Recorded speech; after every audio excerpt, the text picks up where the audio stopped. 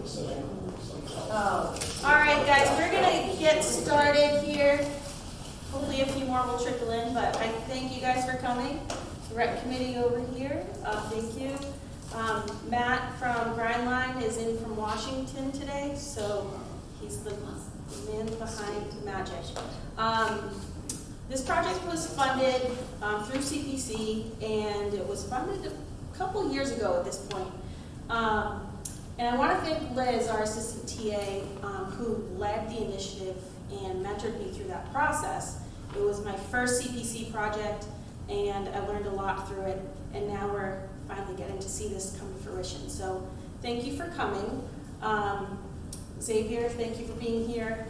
Jacoby, thanks for being here. No idea is too small or too big, so throw out whatever you have. That's what we're here for, and look forward to an awesome product. Thank you.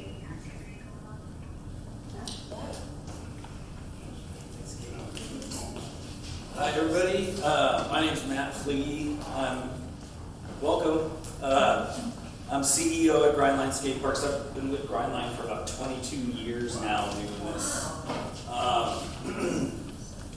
And just a little bit about us. We're a design build firm that specializes in concrete cast and place skate parks. So we've been designing and constructing concrete skate parks for just before I started, for about 23 years now. We believe this is the optimum material over any other materials just because of its durability, the ability to shape it in basically any sort of form you can imagine, and just its low maintenance. Over the years, we feel like we've designed and built just about anything you can imagine that is skatable concrete, whether it's giant flow bowls that are shaped in the state of Texas, using different textures and colors in our concrete to do like brick stamping or integrate landscape within the skate park footprint. Using things that we find actually during construction. This is Mammoth Lakes, California, where we excavated for some bowls, so swimming pool-like structures, and we found a ton of big boulders. And we actually incorporated those back into the design, making some of them skatable boulders and other boulders used for seating and viewing areas. Skatable art projects. So this is the Bacon and Eggs skate park in Wilkinson, Washington. We worked with a pop artist on this project, and he had this. Really, it was more of an art project than like a public works project, but he had this vision of this skatable frying pan that would have this strip of bacon and these fried eggs, and all of it would be skatable. And so we accommodated it, and actually it's become a big hit nationally. Incorporating accent lighting in the parks. This is a park we did in, it's called Road Skate Park in Boise, Idaho. And we built it under an overpass, and we did this LED lighting that was incorporated into the skate park, where the lighting actually blasts up on the pillars and the bridge under deck, and it does all this like color changes and patterns and things like that. Also incorporating local identity into our designs. This is the Powerhouse Skate Park in Jamestown, New York, which is actually the birthplace of the Crescent Wrench. So we did this skatable Crescent Wrench extension here. This is Wenatchee, Washington, which is the apple capital of the world. So we did this apple-shaped bowl here as sort of the crown jewel of the park, and stained it in this vibrant red stain. And it's actually a really functional shape for skateboarding. Also doing multi-use areas. This is Payne's Park Skate Park in downtown Philadelphia. This is right outside the Philadelphia Art Museum, just below the big Rocky statue. And this was designed to sort of start off in the center as a skate park, and as we went beyond into the layers outside, it became like a mixed-use space, and then eventually it's more of a passive space where spectators could go to and like sit down and eat their lunches and observe the skateboarding and other real pieces going on in the area. Just a little bit about our design philosophy. So it's a three-pronged philosophy. The first being organic flow. And so That's basically, we're going to take all of these ideas that we get here tonight, along with our knowledge of the hundreds of parks that we've done, and we're going to have to use the site conditions and basically arrange these features into a cohesive design that flows well. So there's definitely certain formulas for how much room you need to set up for an obstacle, how much room you need to land right away, different radiuses on the transitions, which are the round walls, like you see in a swimming pool. And so considering all those things, basically put all of that information into cohesive design that flows and works well. The second is the ladder of progression. And what that means is basically we believe in designing wheeled facilities that are fun and accessible to all skill levels. We don't necessarily want to have a segregated area. This is the beginner area over here. This is the intermediate area. We want to basically design features that are accessible to all of those levels throughout the park, so that the beginner and younger generation can kind of feel comfortable and learn on those smaller features. Intermediate can kind of hone their skills on those same features, and then the more advanced can actually still enjoy those for years and even decades to come. And the final is integration and context. So what we mean by that is basically when we design a park, we want it to feel like either it was always there, or at least it was always meant to be there. We don't want to, these are big concrete monolithic areas, and we don't want to just drop something cookie cutter into a space and have it look like an eyesore. We want to figure out how we can shape this park and use any topography or surrounding uses and make it blend into its surroundings. Just some different examples, a couple of things I just talked about. This is Springville, New York. This is where we use, this is an example of sustainable design where we basically slope everything into the central rain garden here and planted it with native plantings. So it rains or snows and melts, and then the skate park plantings get fed with all of the stormwater. Plantings were very new in this photo, so not much to see there, but this is a project we did in Bingen, Washington, where it had a ton of mature trees, and we had to kind of design the park to fit around the trees and keep with it outside of the drip lines of the trees. This is Molinor Skate Park, another park in Boise, Idaho, where this was actually made to complement the previous park I mentioned, Roads with the Lights, where more accessible, smaller features, and then kind of this existing park with multi-uses going on, and we had to implement this and make it fit into the space. This big one is Spring Park, or actually now known as North Houston Skate Park in Houston, Texas. So you see some local identity there. They like to be literal down there in Texas. You got the big Texas Star as the centerpiece of the street course, and like I mentioned earlier, a large, huge kind of 10,000 square foot bowl that's actually shaped in the state, or same shape as the state of Texas.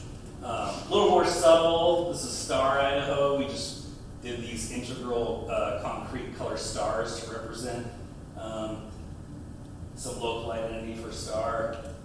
This is Enumclaw, Washington, which actually sits in a foot of Mount Rainier, and we did this skatable Mount Rainier feature. Kind of hard to see in this photo, but it actually matches the silhouette of the mountain behind it. Just some more examples of art and local identity. Park up here we did in Burlington, Vermont.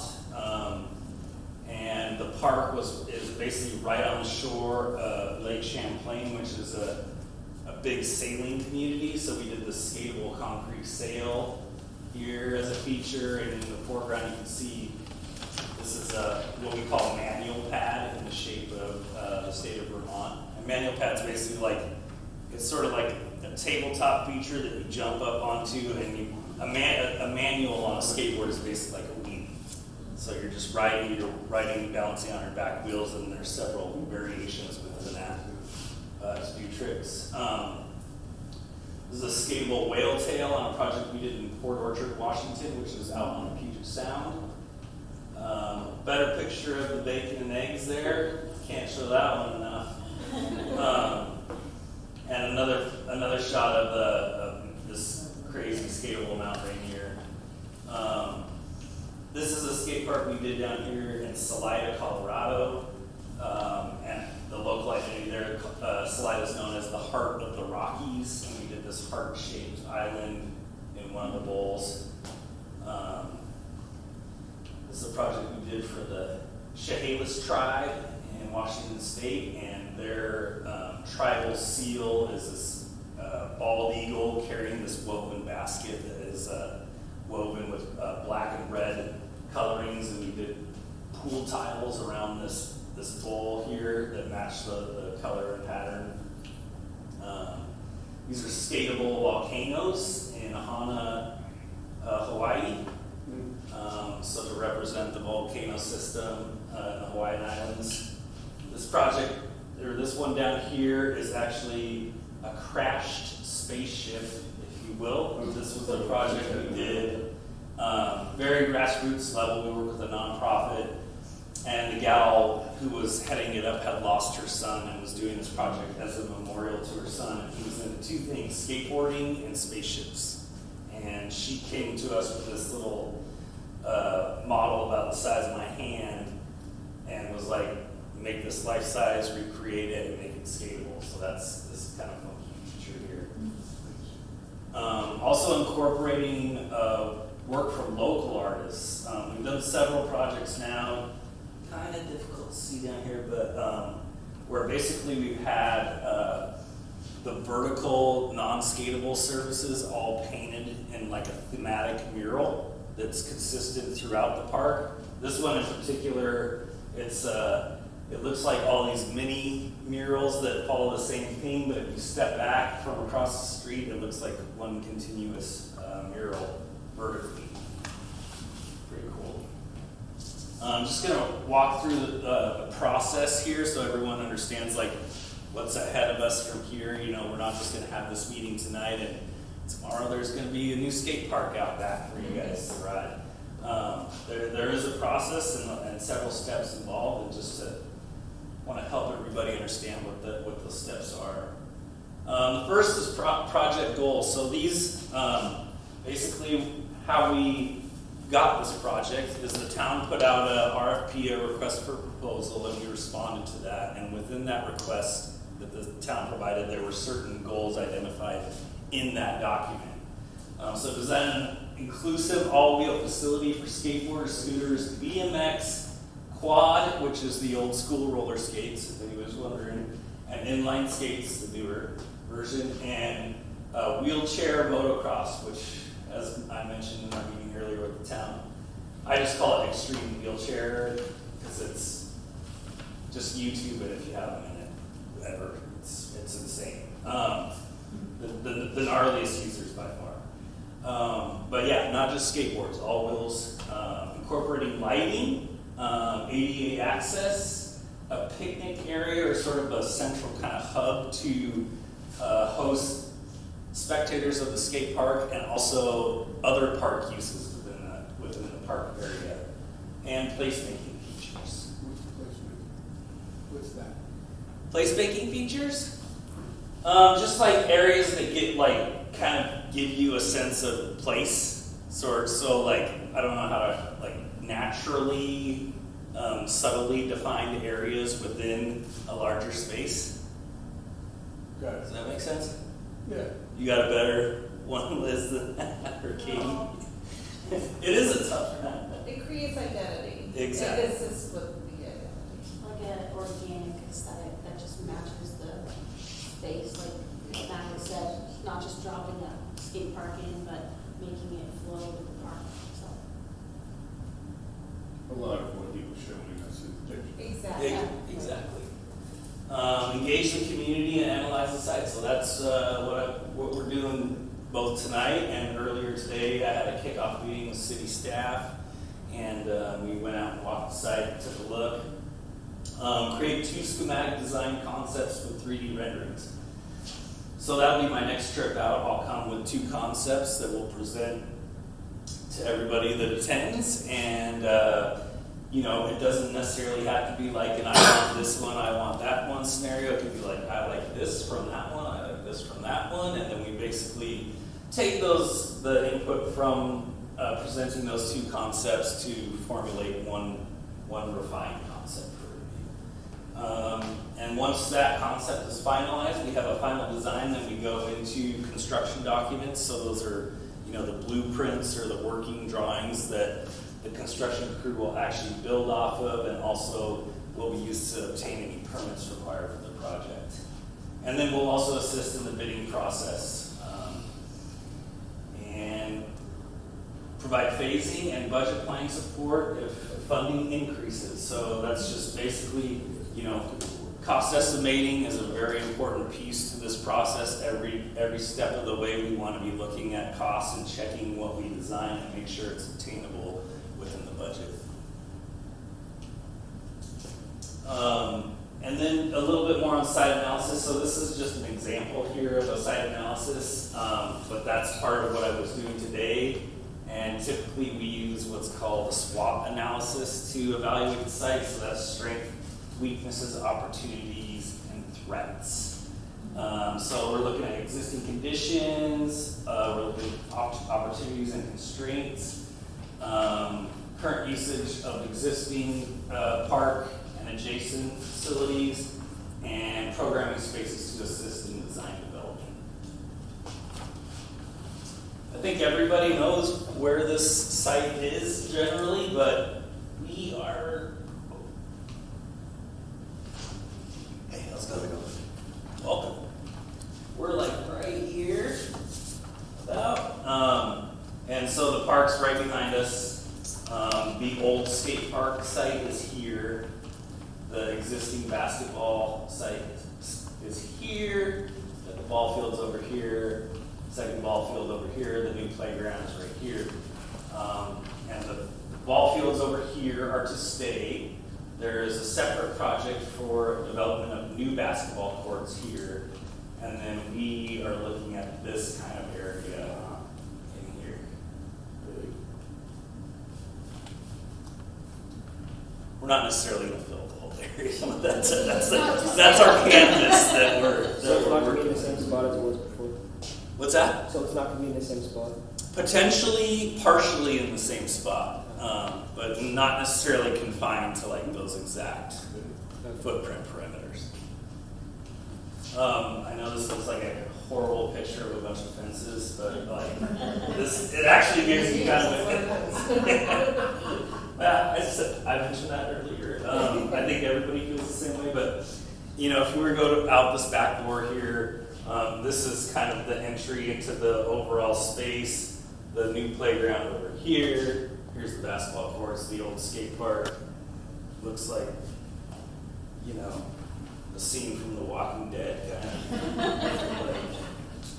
of. I mean, growth happens fast out here. Vegetation.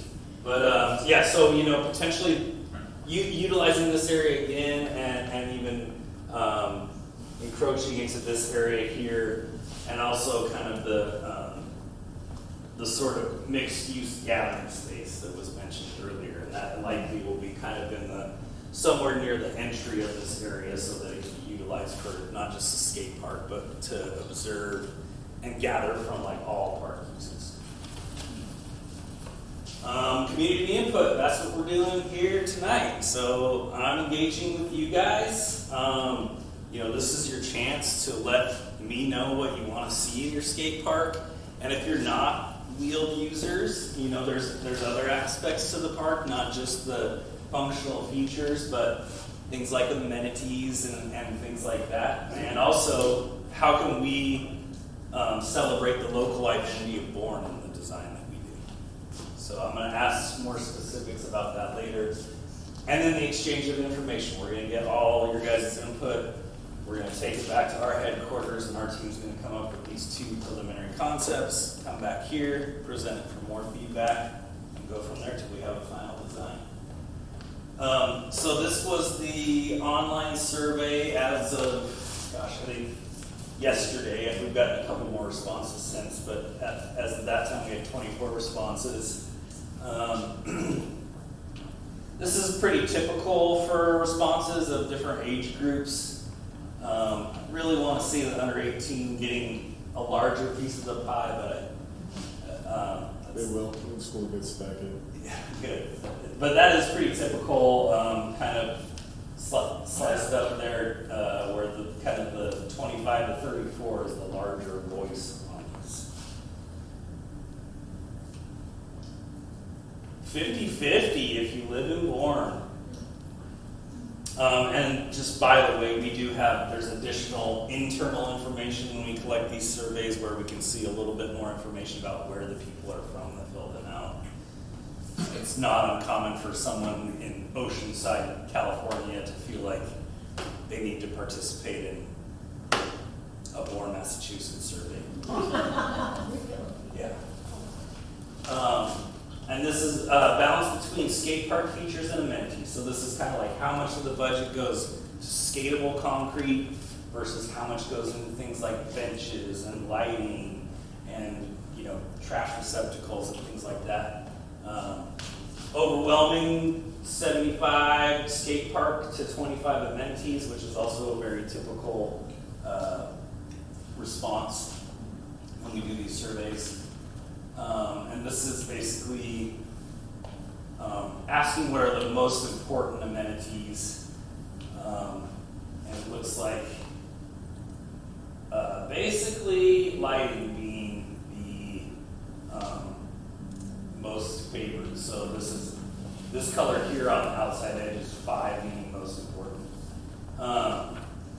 Which is kind of crazy. Like, luckily there's a water fountain in the adjacent project on this one, so we don't have to include it in this one, but I was really just surprised that it's like nobody wanted water fountains. Wow. But yeah, it's kind of okay, so now this is asking about a balance between street skate features and transitional skate features. So for those of you that aren't wheeled users, street features are basically things like stairs and like ledges and like seat walls and handrails and something you might see just in a like a downtown plaza or something like that. So you're emulating what we call it street, but it's usually elements that aren't actually in the street. It's like these plazas and kind of urban environment that we're emulating there. And transitional is referring to basically round radius walls. So that, like you see like a vert ramp or emulating like swimming pools, things like that. It's transitional features. And this one coming up 80% street and 20% transition. Which is, it's actually, that one's not a little out of the common from what I typically see. Usually it's kind of right here where it's either 60 street, 40 transition, or 40 street, 60 transition. So definitely from those that responded, weighing on the street skating features a little heavier. Okay, so this is, sorry, this kind of reads kind of tough, but this is weighting features that you will see in transitional terrain. So these are different kind of things that you'll see in these bowls and ramps and stuff like that. Basically, flow bowl being very heavily weighted.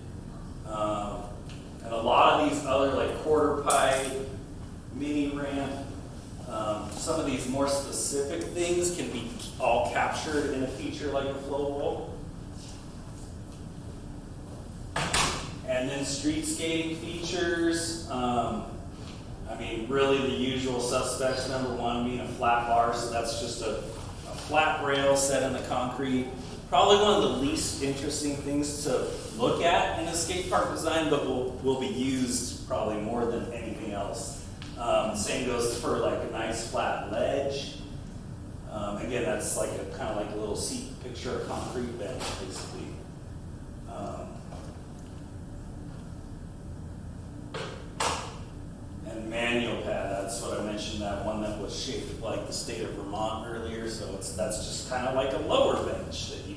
up on and do manuals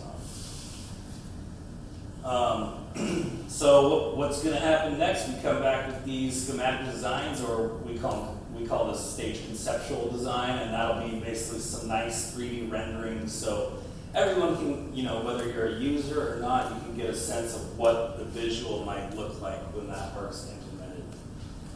And not only, are these pretty pictures to help people understand what's going on in the design, but they can also be used for, fundraising, advocacy. So what we mean by advocacy is just education, explaining like, okay, there used to be these like crappy prefabricated ramps out here, and this is what a modern day skate park looks like. So help educate people that don't necessarily live in our world of skate parks.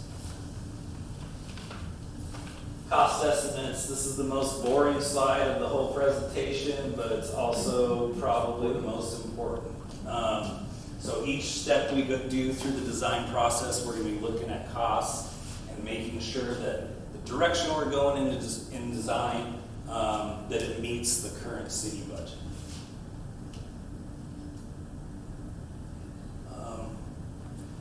Construction documents. So again, these are the blueprints mentioned earlier. So these are the drawings that are going to get us through permitting and into construction.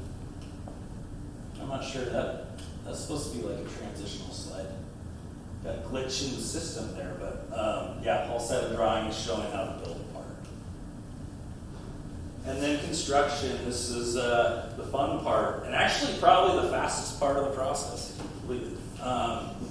So this is looking at some mass excavation, grading work, underground drainage here, form work and rebar and steel fabrication here, shotcrete placement and finishing, and then adding on the finishing touches like painting, steel edging, and adding staining, things like that.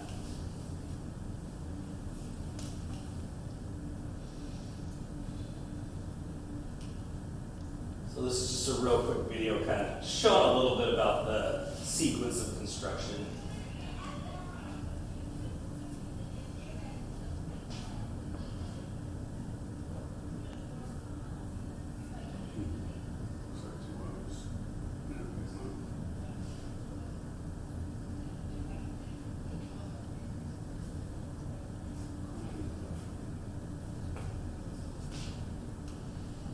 And then it's time to party, grand opening. So this is where we turn the park over to the town and the community, and it becomes yours to take care of and maintain, which skate parks are very low maintenance. So I meant most of that for the users and just making sure that things that aren't supposed to be going on in the park are not. Sorry, that slipped out of my hand, but we might as well do this one here. So I don't mean to tease everybody, but this is a very large skate park project that we did. But it's actually a really good example of kind of all the different types of terrain that are possible to hopefully get your guys' creative juices flowing and spark some ideas. But it really was a fun project to be able to basically have a canvas to include everything, anything and everything. What's the estimated cost on that project? I think it was around like $5 million at the time, but now probably like 15. Matt, do you have any example of parks that are going to fall within our budget line? Yeah, the for wow sure. factor. But Yeah, definitely. Like I picture a bathtub is what we afford. So Yeah. you know what I mean? Like well, just to see the scale of Yeah, what's actually absolutely. possible. Yeah, so this is North Bend, 12,000 square feet, probably a little bigger than you guys are looking at. And this is actually in here more just for the context factor, just implementing this park into a larger multi-use park that had a ton of mature trees that we had to design around and fit within. This is the Issaquah, Tibbetts Issaquah. This is the one with the murals work going on, about 10,000 square feet. Star, Idaho. A little bit bigger park, but I like to show this one just because of the mix of terrain. There's no sort of like quintessential enclosed bowl or anything like that. Or no like, this is the bowl, this is the street course. It's all kind of intertwined and a super fun park. So this is getting more into what we're talking about budget-wise as far as Bourne goes. This is Judkins Skate Park in Seattle. This is actually a really subtle example of local identity that we did. Judkins is located right on the edge of I-90, actually, which comes all the way from here, goes all the way there, but that portion of I-90 is called the Mountains to Sound Scenic Byway. And so we just did really subtle, this kind of snake run bowl representing the Puget Sound area. So that's the body of water in our area. We had the mountains kind of over in this corner with this quarter pipe with this crazy kicked extension. And then the kind of like street area, so more urban type of elements represented the Highway 99 viaduct that ran through downtown Seattle, which has since been demolished and they dug a tunnel. But anyways, this is just a very subtle version that most people have no idea is represented. Is that more of a park that's like 60-40 than just street and transition? Um, or is that yeah. regular? Yeah, I'd say this one's probably about 50-50. Okay. Just trying to get an idea of an understanding of, Yeah. so I can understand the results of the kids. So this is Leavenworth, Washington, 4,000 square feet. This is probably about 60-40 street to bowl. So this is a smaller park than probably what we're looking at here, but it's a great example to me of like, you know, how much use you can get out of a footprint. I mean, if you pictured like a prefab set of ramps on a 4,000 square foot slab, you'd have like maybe like 3 skatable features, but there's a lot you can fit in to smaller footprints. And again, I mentioned this Wenatchee Park, 5,000 square feet. But in 5,000 square feet, you have room for everything. You've got this pool style bowl, you've got this kind of smaller flow bowl, and then you've got all your basic street features covered here. You've got your manual pad, you've got your ledge, you've got your handrail with the hubble ledge, little bank roll down, change in elevation here. So kind of probably in the neighborhood of what we're looking at with the current budget, but I mean, if you think about it with sort of what was gathered from the survey results, you would think something like, okay, maybe this bowl goes away, your kind of flow bowl gets a little bit bigger, and then your street course gets bigger. This is another one right in the same size neighborhood as SeaTac, Washington's 6,000 square feet. They wanted just a mix of transitional and street features throughout.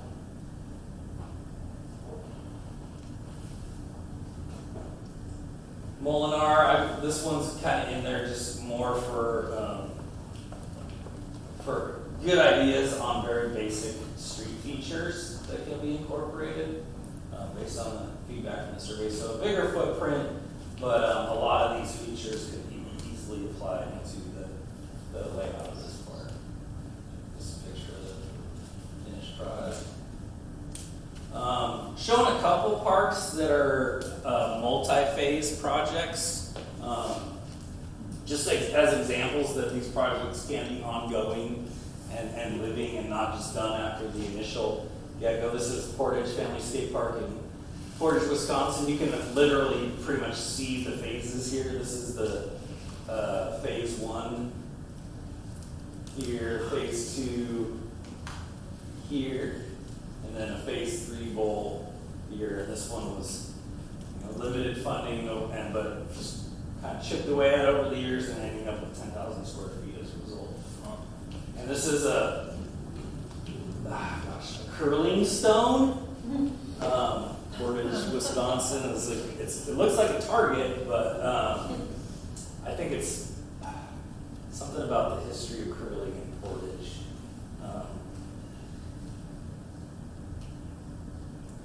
Denny Dobbs Skate Park in Newton County, Georgia. So this is kind of the overall concept that we came up with. They had a very limited budget for phase one, and we're basically only able to do about 2,500 square feet as their phase one. So if you look back at this it's like this area here.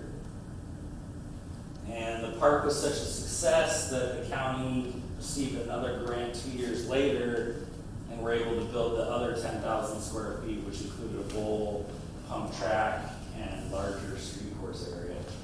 I really need to get some better pictures of this project, but No, I think they're great. we're probably looking around 5,000 to 6,000 square feet. It's a start. Start. I like it. I like that. So next steps, create preliminary design concepts, come back, present that to the community here. From there, we'll refine the concept, and then submit a final for approval, then move into construction documents, and once we get through that phase, bidding and construction. All right, questions before, so after I answer any questions you guys might have, we're gonna go around the room and everybody's gonna tell me if you could have like one or two, if you had to pick one or two features to have in your park, what would they be? And then I also wanna hear about how we can celebrate the local identity of the town of Bourne in our design as we move through the design process. So before we do that, any questions? I have one question. Anybody else? I got lots of questions. What makes a functional shaped park for skateboarding? Like, you showed the picture of the like the apple, and you said that was actually really functional. Is it the angles of the bowl rather than just having something that's round, or is it what makes it? Yeah, it's all the things. I mean, in a bowl, it's like it's the depths, it's the radiuses of the pockets. So that would be the horizontal radiuses of like what makes the shape. It's the hips. So if you're looking at, here, let me see if I can jump back to this real quick. So okay, this is a good example. Like we call these that are positive curves from within the bowl, those are pockets. These that are negative, those are hips. So you use the pockets like hold you in and you carve around those, and the hips are things that you can air over or do tricks over, or also use to generate more speed. So like just the layout of all of those things. And I mean, that part of skate park design, there's no set formula to it. You know from just doing it for years and years and all these years of designing and also skateboarding experience that our team has. And Trying to think of something.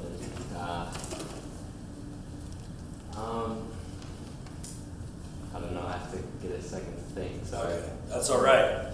But how about you guys get a second to think, and let's start over here. At least if we're not wanting to comment on skate features or not feeling comfortable, let's talk about local identity and how we can represent Bourne in the design. Well, I think you have a number of options there. The first thing that comes to mind for me is the Cape Cod Canal, Right? Easy. along with some kind of bridge, or let's see, I'm counting 7 bridges over it. Only kidding. 1 or 2 would be nice. That would be certainly a local identity. And the other thing, Absolutely. That's hard. I mean, it's hard not to yeah. associate it, right? I mean, the other thing in general down here are fish, lobsters, There you go. and the shape of Cape Cod, Okay. which is has quite an identity. I like the shape of Buzzards Bay. Yeah. Could be a bowl. Shape of Cape Cod or Buzzards Bay? Is No, that? he's only kidding. Oh, Cape Cod. Okay. Yeah, I wasn't kidding there. But the canals, perfect. Shells. Ooh, okay. I like that.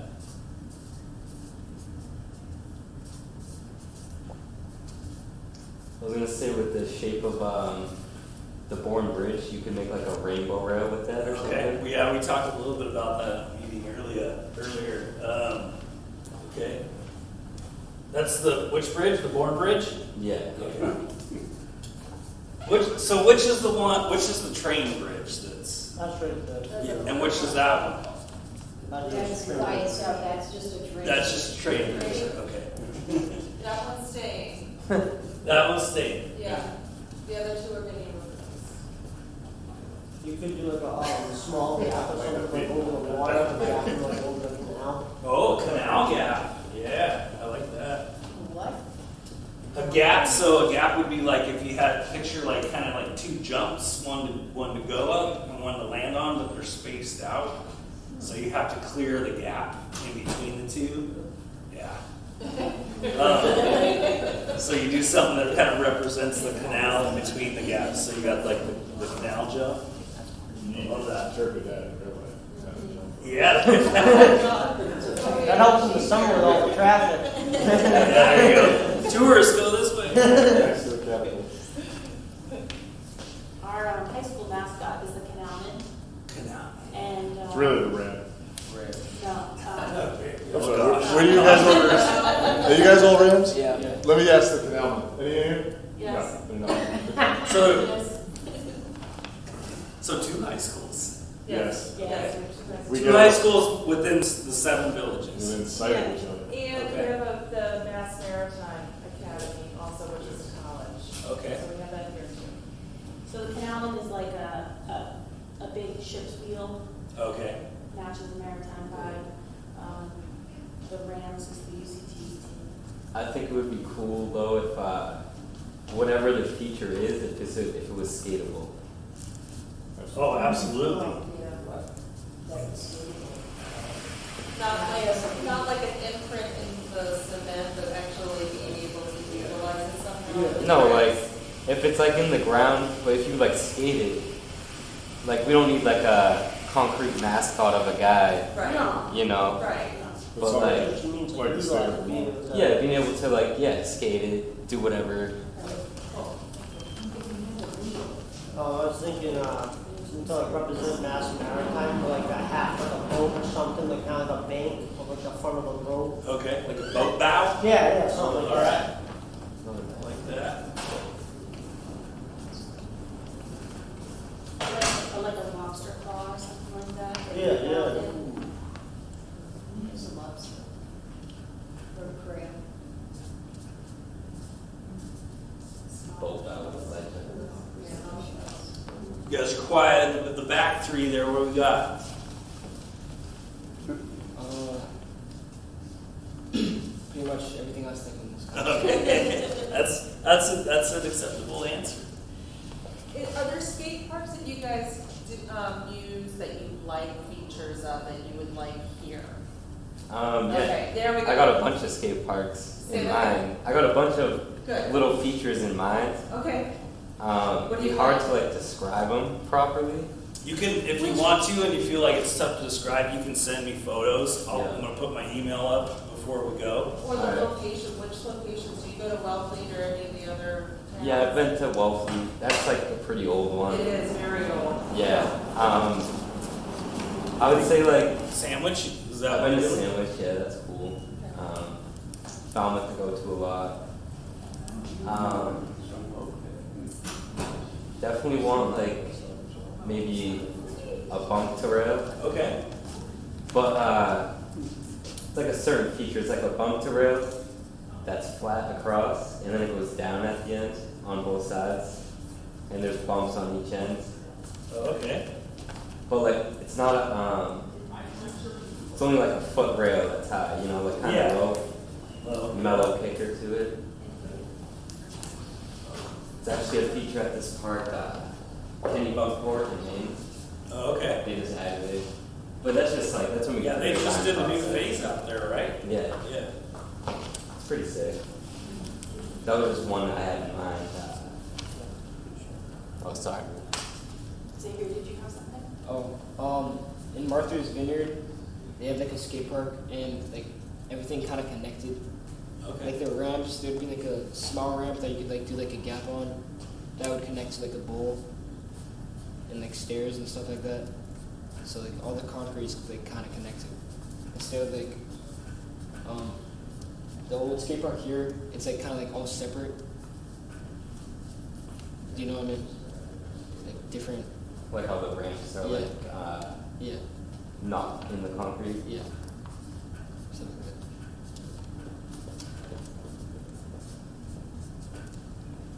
Also some, like, good ones also in the area would be like, Clinside, they didn't spend like a lot of, that's like, DIY, like, Okay. people chipped in, built that, but it came out really awesome. Okay. And then, Weymouth's also a really fun one that just got built, and they have, it's Beals Park, they made like, it has like lights and trees and canopies, like, Okay. our playground for the kids. What was the DIY again? Clinside, What town is that? Plymouth, Oh, it's right on like, makes Main, sense. it's right on Main Street, Do you know And what was the second one? Weymouth, Weymouth? Beals Okay. Park. They have like tons of different, obstacles, like, I know sorry. not you're good. I know we wouldn't like ever be able to build that park, but you've heard of Lot 11 in Miami or Yes, Florida. yeah, the park where they got isn't that the one where they got the big shape, like letter I shapes? think, and it's under the bridge. Mhm. So they have like a mellow, long, flat bar going down, Okay, like down like a little bank, but it's nice and mellow and just like long and like you could just sit on a people or something, you know? yeah, Like a nice round rail.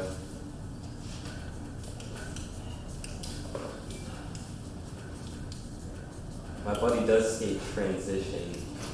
I know he would like maybe like an extension with a little Okay. vert to it. okay.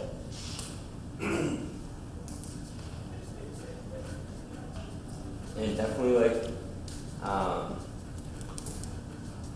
if possible, like if we do go more street side, can we do like a bunch of little features kind of in a way?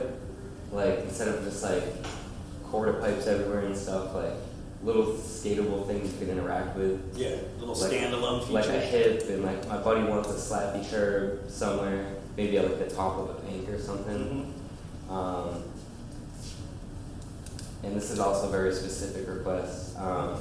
Angle iron on the ledges, Okay. if possible. Could we get 3-inch angle iron?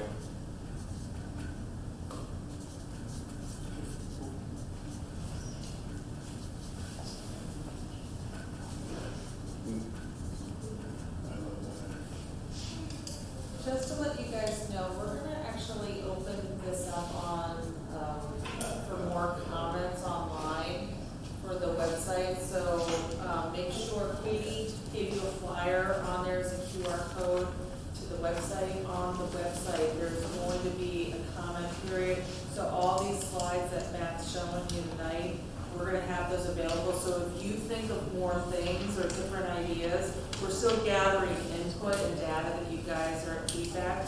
So please, we're not done tonight yet, but I just wanna remind you guys, please share out with all of your friends and, put them on your social accounts so we can get more feedback. The more feedback, the better, because we're gonna just have a better product for you guys in the long run. And that's the whole point, is that we don't wanna waste our money, we wanna give you guys something that you're gonna use, and it's Yeah, gonna last sure. for a long time, okay? So, and, yeah, thank you. Huh, Matt, Yeah, getting back to the fish. okay. The most popular recreation fish here is the striped bass. Striped bass? Yes, Yeah. which has Okay. a very, very distinctive look to it, Okay. which, you know, if for some reason a fish showed up, I would suggest it be a striped bass. Yeah.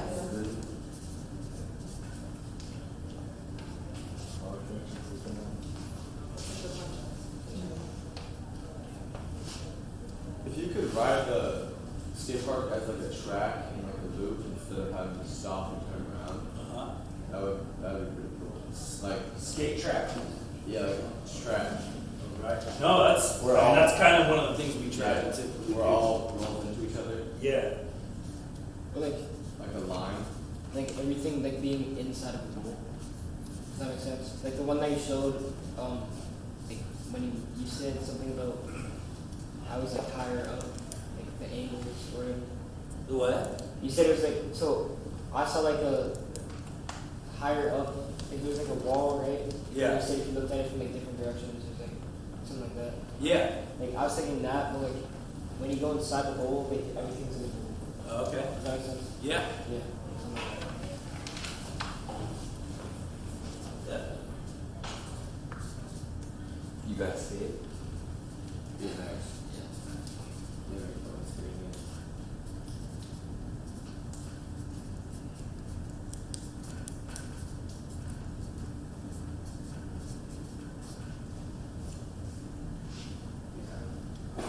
God, I'm left-handed. I can't believe how good I'm doing tonight on the smear factor. Usually it's much uglier than this. I just think something. Handwriting's not good, but at least I can do it. Nice mani pad for sure. That's one of the musts for sure. I'm sorry, what did he say that? Mani pad, so it's short for manual pad. That's the low, like the low bench we talked about earlier that you do your manual tricks, weaving tricks on. Great, thank you. They're like the state of Vermont from the slideshow. Yeah, yeah. We could have it.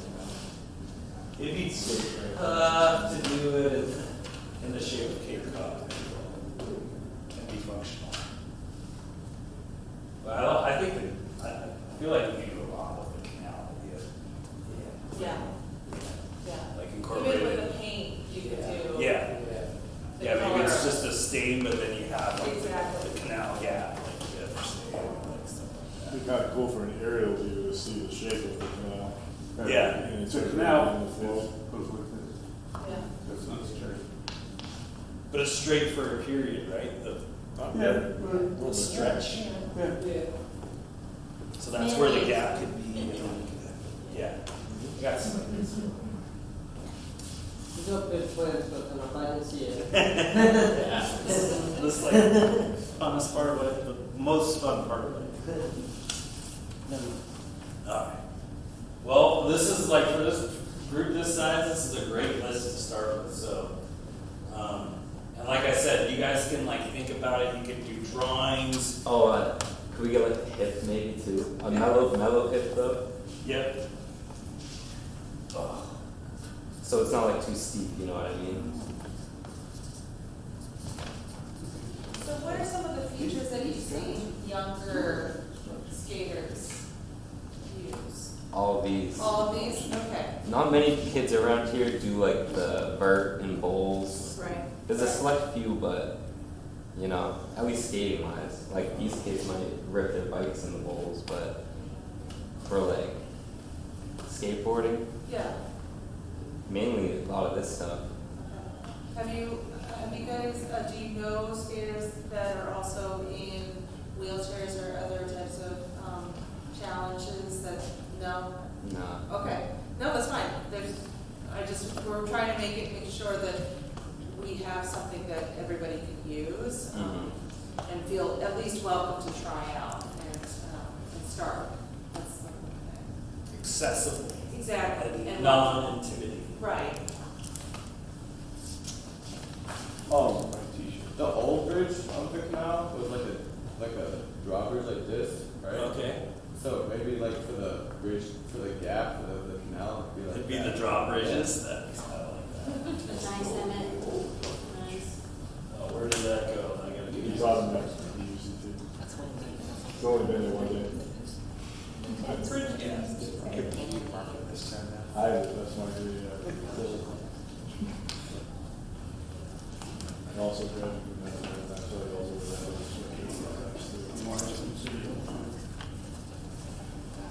On their website. You're gonna be the first one to go down.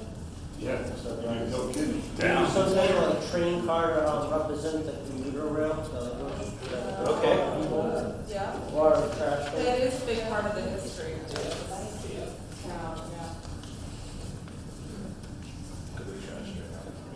Or something to do with like the wheel or something. Yeah, yeah, something like Yeah. Or the train tracks itself even. Yeah, that'd be Yeah. cool.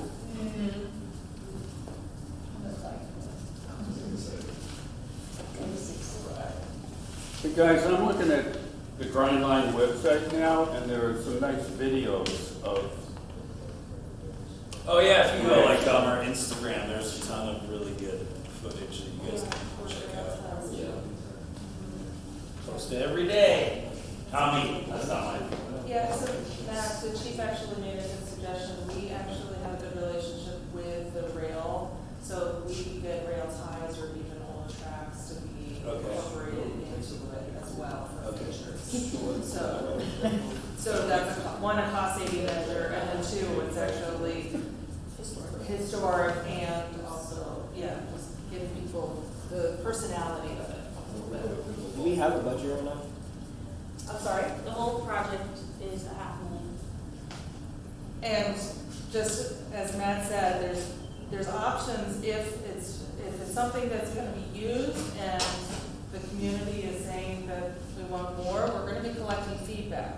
So the committee is here, right here, and we will think about what you guys are giving feedback on after the first phase is done.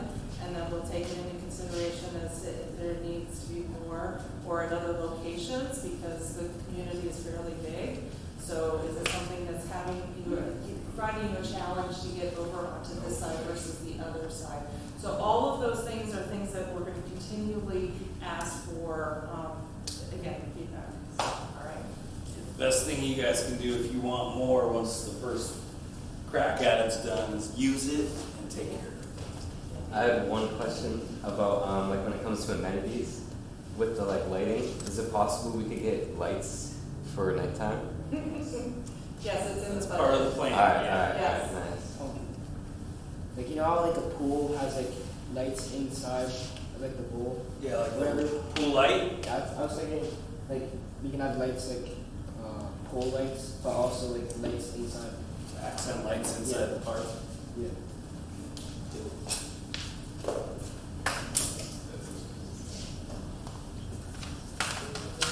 Maybe UCT can wire it. Right?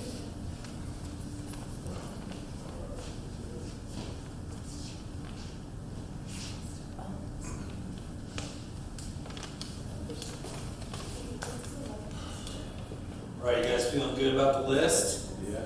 Awesome. Like I said, you're welcome to take your time. You know, we've got some, this is actually going live for further feedback, right? Yes. Or is Yeah. live, and will be, there'll be opportunity for further feedback. So next week or so, you guys got some ideas. Matt at grindline.com, super simple, very easy to remember, hopefully. Amen. So when I come to visit the skate park, what would be really important to me would be comfortable spectator seating Absolutely. with supportive backs. Supportive backs. No, that's a great point. Well, Yep. Yeah, I mean, you know, I'm getting there, and like last time I was in Boston, there was like a lazy boy chair with a weird makeshift like half desk or a bench, and there was no place I could like sit and work in my hotel room, and I was like, yep, I'm getting up there too. Like, I need some back support. You know? And a water fountain, I mean, you have to, It's in the basketball court project. you know, which is, so they could just simultaneously. Yeah, it'll be yeah, I think be strategic about the placement. Great. essential for everything. Yeah. Awesome. Great. Do you think there's anything we missed? This is a great start and a lot to work with. So I think, you know, as far as the skate elements based on the online survey and a lot of, you know, outreach is important, but a lot of the design process is us utilizing, you know, collectively our team has hundreds of years of skateboarding experience and build, you know, a resume that we've been able to watch what people skate, what people don't, what is a must, what is kind of a bonus.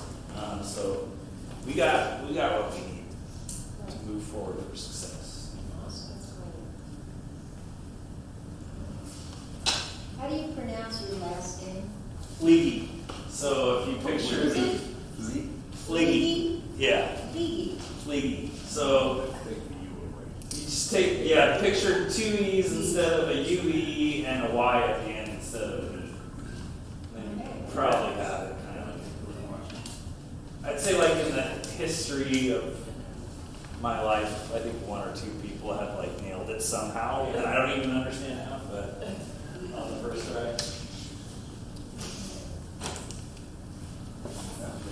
Is there anything else that you needed from us while we're all together? I don't think so. So, Yeah, just, well, Katie, we're gonna check on the if there was any like site survey information beyond what we shared. I think that was really the only thing.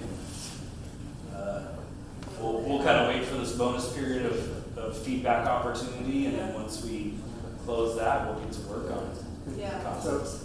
So, Matt, once construction starts, how much is this grind line here on site? We'd love to build the park too. I'm not sure. In Massachusetts, very difficult to do that if you're the design consultant, unfortunately. But we do have a construction administration scope, and we know sort of the key milestones when we need to come out and be present. And also, probably even more important than that is when we create the construction documents for bidding, we'll also create technical specifications so to become part of the bid document itself. And what that'll include is a pre-qualification section that will basically pool qualified either specialty skate park contractors if they decide to build as a prime, or subcontractors if they go underneath, a local GC or whatever. But basically limiting people that can bid on this specialty work to people that only design and build skate parks. So that'll get us to someone that we already trust and we know their work and that sort of thing. So at this point, it's almost become a known thing in construction. It's like, if you're not a skate park builder, don't even try to build a skate park. You're gonna blow. Question, if you go through design and the bids come in higher than what's left in the budget, what happens? Do we redesign? Or do we piece out? That's probably more of a call for the town than me, because I don't know what our options legally would be at the time. If we could work with someone to value engineer or whatever, make it happen, we're always willing to. But unfortunately, at that piece, we're kind of bound to whatever city statutes and laws. Has it ever happened? I mean, where it's a different part of the country, so different rates.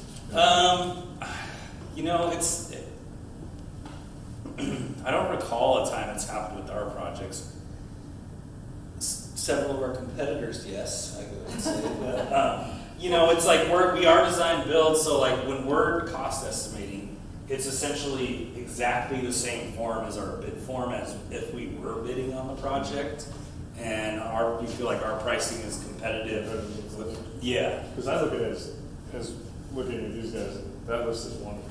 Yeah. But I look at it as that's 40, that's 80,000, that's 150,000. Mhm. So as you go through it like that, and okay, what's your budget left at 500,000 plus design, what's left for construction? Yeah. Those are great, but that's a lot of money. So that's why we're flexible with making sure that we see this in a possible phased approach. So we provide the community something first and make sure that we're on the right track, and then go back to CPC or get grants. I mean, there's opportunities, and that's why we have the experts with us, is that we're gonna get good cost estimates, and we're gonna build the right product in the right manner. I'm not an expert, Katie's not an expert. That's why we wrote the RFP to make sure we have a really good contract for the designer with us, so.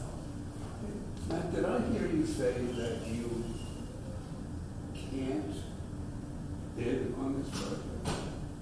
Yeah, as far as I know, that's been a deal in the Commonwealth of Massachusetts, is that if you are in charge of design, or you have the design contract that you are not allowed to do. So it is written in the I'd love to be contract, prudent. right, just as an option that we leave it open, but in case something changes, but yeah, we are within the confines of Mass General laws, so,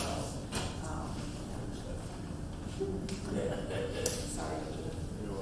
And what is like the approximate date of this like being finished? Being done? Before like the Bourne Bridge? Yeah. Yes. Well, It's a good benchmark. Yeah. The Bourne Bridge, yes. Before when? The Bourne Bridge project. Oh, So gosh, I Sagamore- hope so. Sagamore's the first bridge, and they're gonna be starting in a couple of years, but the Bourne Bridge, they don't even have the funding, so yes, I can confidently say that this is gonna be done. At least, yeah, the portion that we can get done, we're gonna have it done before the Bourne Bridge. Liz, you said, how much longer will the survey be out? Yeah, so, thank you.